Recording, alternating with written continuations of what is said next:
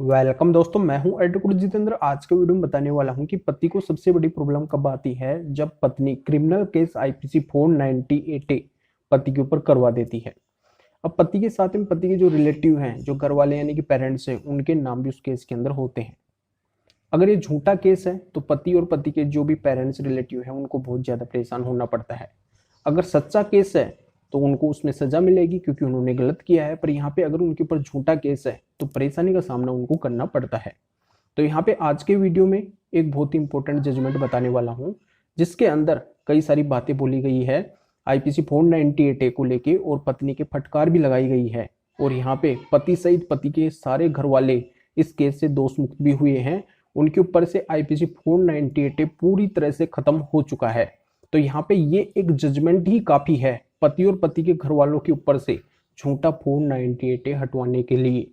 और किसी की आवश्यकता नहीं पड़ेगी। अगर आपके ऊपर झूठा केस हुआ है और आपके साथ में आपके घर वाले यानी कि पेरेंट्स रिलेटिव जो भी हैं अगर उस केस के अंदर हैं, तो उनके ऊपर केवल इस जजमेंट यानी कि एक जजमेंट की मदद से भी वो केस खत्म हो सकता है। आपको परेशान नहीं होना पड़ेगा किसी को भी। तो ये क्या बातें इस जजमेंट के अंदर कही गई है और किस तरीके से आपको बात रखनी है अगर आपके ऊपर झूठा 498 हुआ है। घबराना नहीं है, तो अंत तक आपको ये वीडियो देखना पड़ेगा, तभी जानकारी समझ में आएगी। अगर बीच में छोड़ेंगे तो जानकारी कुछ भी समझ में नहीं आएगी। तो आपसे रिक्वेस्ट है, आपके फायदे का ही वीडियो है तो ध्यान से देखिए, पूरा देखिए, जानकारी समझ में आ जाएगी। उससे पहले बता दूं, चैनल को सब्सक्राइब नहीं किए हैं तो सब्सक्राइब भी कीजिए, बेल आइकन दबाइए, वीडियो को लाइक करके शेयर जरूर कर दीजिए। तो चलिए शुरू करते हैं। तो दोस्तों यहाँ पे मैंने इतना कुछ बताया और अभी ये बताने वाला हूँ कि ये कौन सा जजमेंट है, क्या बातें कही गई है और किस तरीके से पति सहित पति के सारे घर वालों के ऊपर से आईपीसी 498 पूरी तरह से खत्म हो गया। इस जजमेंट में पत्नी के द्वारा ये बोला गया कि उसकी शादी 1989 यानी 1989 के अंदर हुई और शादी के टाइम से ही पति, पति की माता और पति के जो भी पेरेंट्स हैं सभी मिलके उसको प्रताड़ित करते हैं, दहेज को लेके परेशान करते हैं, मारते हैं, पीटते हैं। तो कंटिन्यू को लोग हैं जो करते रहते हैं उसके साथ में।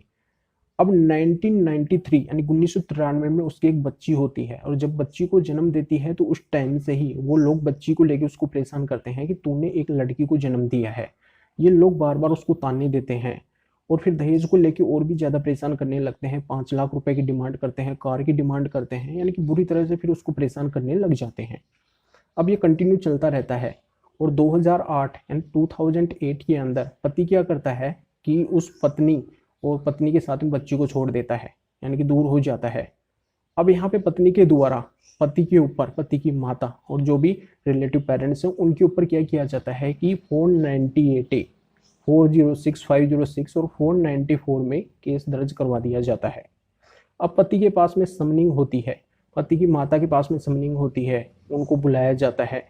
तो यहाँ पे फिर पति क्या करता है कि उसकी अपील के लिए एडीजे कोर्ट के अंदर जाता है। एडीजे कोर्ट के द्वारा ये बोला जाता है कि यहाँ पे जो समनिंग है, यहाँ पे कई आरोपी हैं इस केस के अंदर, पर जो समनिंग है वो केवल पति और पति की जो माता है उनको ही हुई है, और लोगों के ऊपर भी होनी चाहिए। फिर और लोगों के ऊपर भी यहाँ पे एडीजे कोर्ट के डायरेक्शन के अकॉर्डिंग है समनिंग होती है। तो यहाँ पे इस तरीके से प्रक्रिया चलती है। अब पति है जो इस प्रक्रिया से संतुष्ट नहीं होता है तो फिर वो जाता है हाई कोर्ट और हाई कोर्ट में फिर अपनी बात वहाँ पे रखता है। अब हाई कोर्ट के द्वारा मामले को है जो अच्छे से देखा जाता है, एनालाइज किया जाता है। हाई कोर्ट को ये मिलता है कि जिस ननद का नाम पत्नी ने 498 केस के अंदर लिखवाया है, उस ननद की शादी तो 1989 के अंदर ही हो चुकी है और वो अपने ससुराल के अंदर रह रही है। और यहाँ पे जिन दो लोगों के नाम है 1990 में, वो लोग क्या है कि केवल 11 साल के थे, 11 वर्ष के थे। और यहाँ पे जिस सास का नाम उसने लिखवाया है वो सास है जो 1996 के अंदर कनाडा चली गई थी। उस टाइम वो 74 ईयर्स की थी, यानी कि एक सीनियर सिटीजन पर्सन थी। और यहाँ पे जो पत्नी ने केस किया है वो 2008 में इस तरीके से किया है। तो ये सारा का सारा झूठा केस है, इन सभी से ये पता चलता है। और पति सहित पति के जो सारे पेरेंट्स रिलेटिव जो भी हैं इन सभी को 498 केस से बरी कर दिया जाता है। उस केस से उनको बाहर निकाल दिया जाता है। पूरा का पूरा 498 केस है इन लोगों के ऊपर से हट जाता है, यूएस हो जाता है। तो इस तरीके से ये मामला है जो पति और पति के घर वालों के पक्ष में, पेरेंट्स के पक्ष में आ जाता है। तो यहाँ पे अगर आप अपनी बात है जो अच्छे से रखते हैं, अच्छे से अगर जैसे आपको कन्विंस करते हैं और बताते हैं, एविडेंस सहित बताते हैं कि इन लोगों का कोई रोल नहीं है, मेरा कोई रोल नहीं है, तो उस तरीके से आपके ऊपर से भी 498 केस है जो हट जाएगा।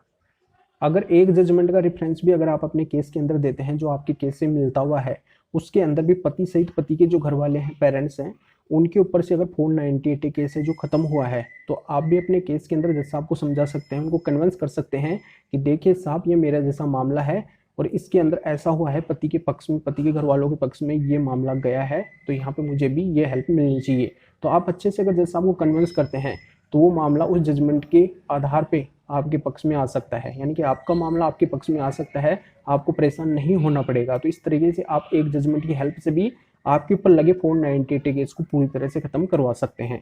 तो जानकारी आपके समझ में आ गई होगी और इस जजमेंट का लिंक इस वीडियो के डिस्क्रिप्शन में है। उस लिंक के ऊपर क्लिक करके इसको उसी तरह से रीड करके अगर आपके केस से मिलता हुआ है तो इस जजमेंट को यूज करके फायदा उठा सकते हैं। तो फिर आगे मिलेंगे आपसे नई वीडियो नए टॉपिक के साथ में। आप सभी का बहुत बहुत धन्यवाद।